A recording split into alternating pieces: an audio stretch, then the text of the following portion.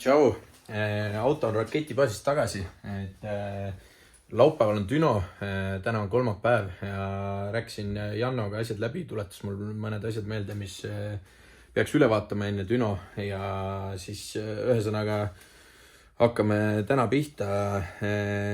Refi rõhud on vaja üle vaadata, catchcan on vaja ära tühjendada, õlid, vedelikud on vaja üle vaadata, siis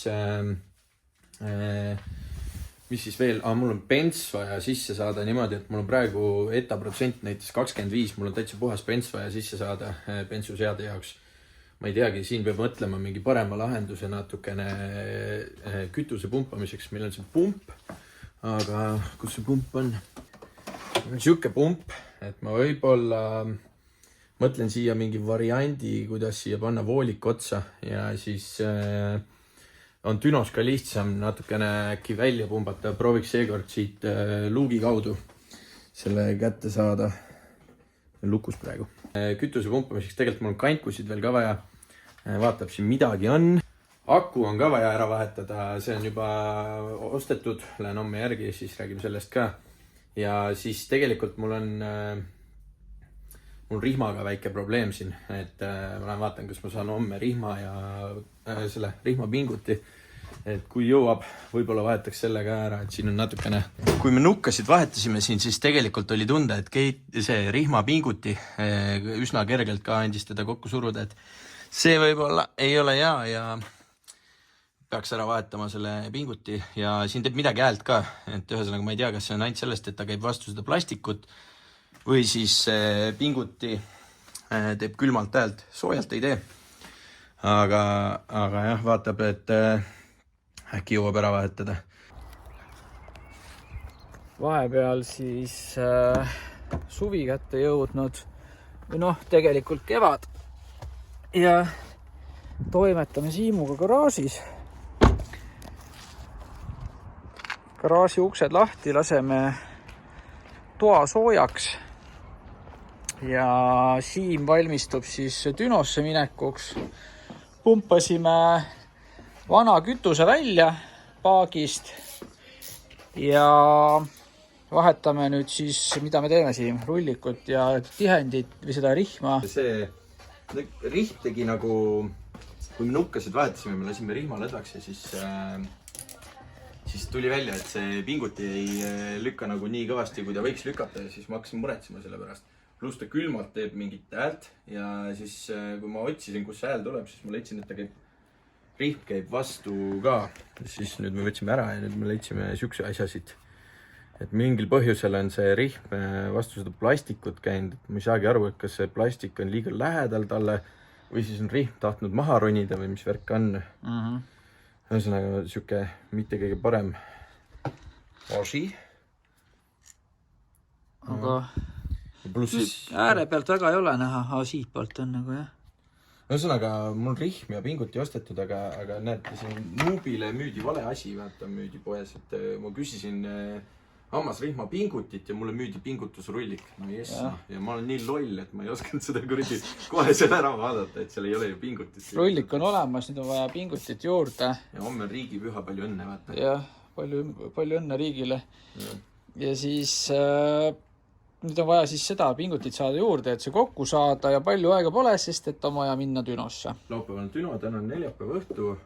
Homme on aega veel midagi leiab siin teha, siis ma pean selle pinguti leidma homseks kuskilt ja siis ma pean selle kokku panema homme. Viskame kuskile üles selle info on ju äkki leiame. Ja mis sa veel ostsid siin? Aku, rallipood.ee müüs meile sükse mingi aku. Tegelikult sama aku täpselt, mis vist on sama. Ma vaatan korra igaks juks üle. Mis eelmine oli? Tundub küll, jah? Sky Rich, jah. Rikaste värk, kallis akka oli see. No kuradi racing tiimi, meil raha on. Ja on. Igastahes jah, eelmine läks kotti, sest me kuritarvitasime seda siin mitu korda sai tühjaks, liitiumakut ei tohi tühjaks lasta. Aga jah, nüüd saime uue rallipood.ee 1,9 kilokaalu, ma panen lingi sinna alla ka, kes tahab, saab osta sealt. Vot. Selge, pusime edasi või? Pusime edasi, sebin selle pinguti homseks ja vahetame rihma ära ja siis on mingid paar asja, kütsi pole nüüd sees, on bensu vaja panna ja mis veel? rohkem polegi. ma vaatan kütus sisse, üle ja rihmad peale, pingutid peale ja siis ju tegelikult on kõik kokku tagasi, jah. Ja siis suuri numbreid. Suuri numbreid tõmbamas.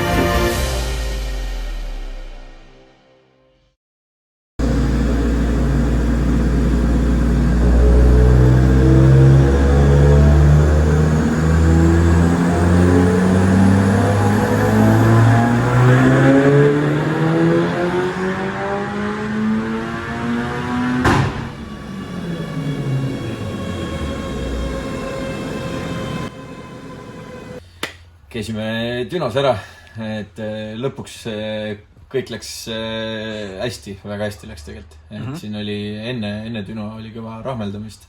Saime laupäeva hommikul veel asju kokku. Laupäeva hommikul mingi 2 tundi enne Düno vist oli rihmaliin laiali alles. Et Janno juba hakkas ka muretsema eelmine õhtu päev, kui ma tekstisin tagasi. Aga ei, saime kõik ilusti kokku siin mingite mööndustega. Siis jõudsime ilusti Dünosse ja Dünos kohe siis esimene tõmme ja oli kohe auto katki. Korraks väike ehmatus oli.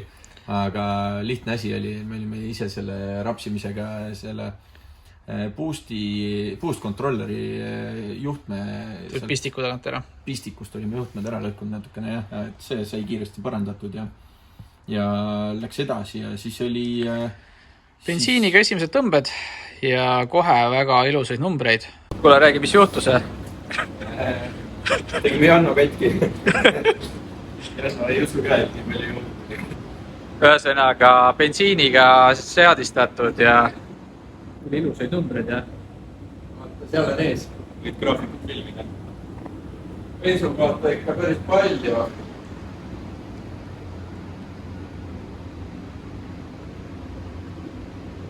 $274 kilovatti rattast siis bensiiniga. Pumpame siis välja bensiini ja heta sisse, vaat mis edasi saab. Jah, bensiiniga siis jäigi meil 1,4 barri, rohkem ei pressinud edasi ja see oli juba 274 kilovatti. Et väga okei tulemus. Ja hoidis ilusti on ja lõpuni välja seda. No 1.4 ongi siuke. Etanooli sisse, sellega oli meil ka väike error, me tegime seda sealt pumbakorpuse kaudu ja meil jäi seal kütust lekkima natukene, siis koristasime kütust vahepeal natukene aga lõpuks saime pidama selle ja siis hakkasime juba etanooliga kohe sealt 1,4 barri oli, mõned numbrit ei mäleta, aga päris korralik tulemus oli kohe seal. Eelmine aasta me sõitsime 2 barriga ja siis me läksime edasi sealt ja tegime 2 barriga ka 2 tõmmet seal 350 ja põhimõtteliselt 350 oli see, mille 355 oli muidu kõige sealt ta keeras ise ka natuke see ei olnud päris ilus tal seal, aga jah, 350 maks number, 350 kilovatti rattast ja siis sealt mina tahtsin natukene, et tuleks alla, kuna me saime nüüd 1,8 barriga 340 kilovatti, siis me jätsime selle, et see on siis eelmine aasta 2 barri, see aasta 1,8 ja rohkem jõudu. Et mulle see meeldis, et rohkem jõudu ja vähem boosti on natukene turvalisem see seadega.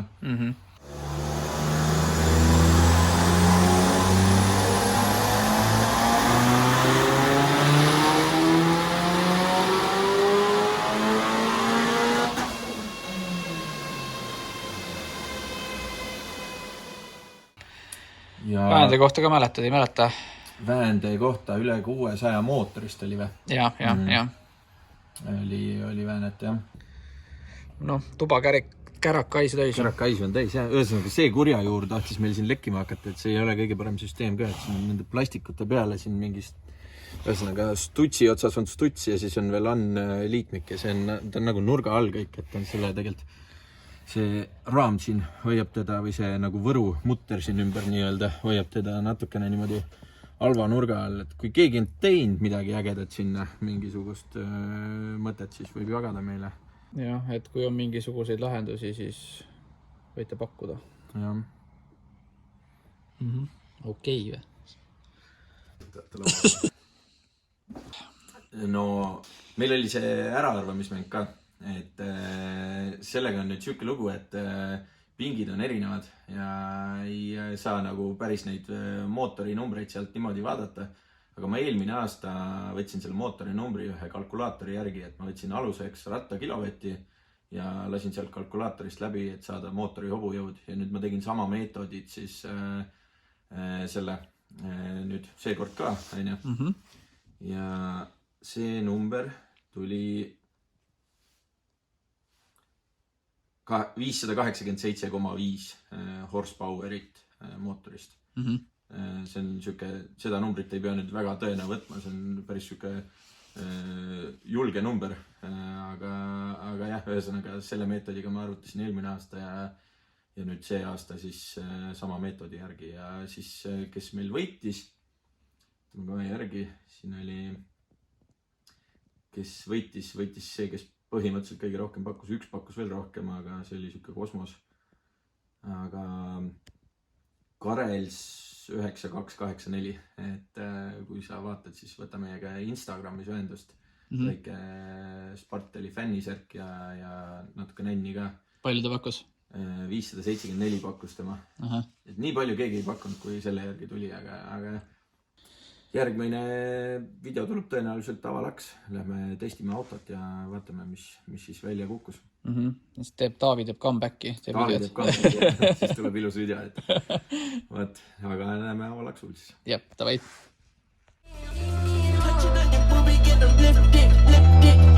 She wanna get it, fucking don't better than the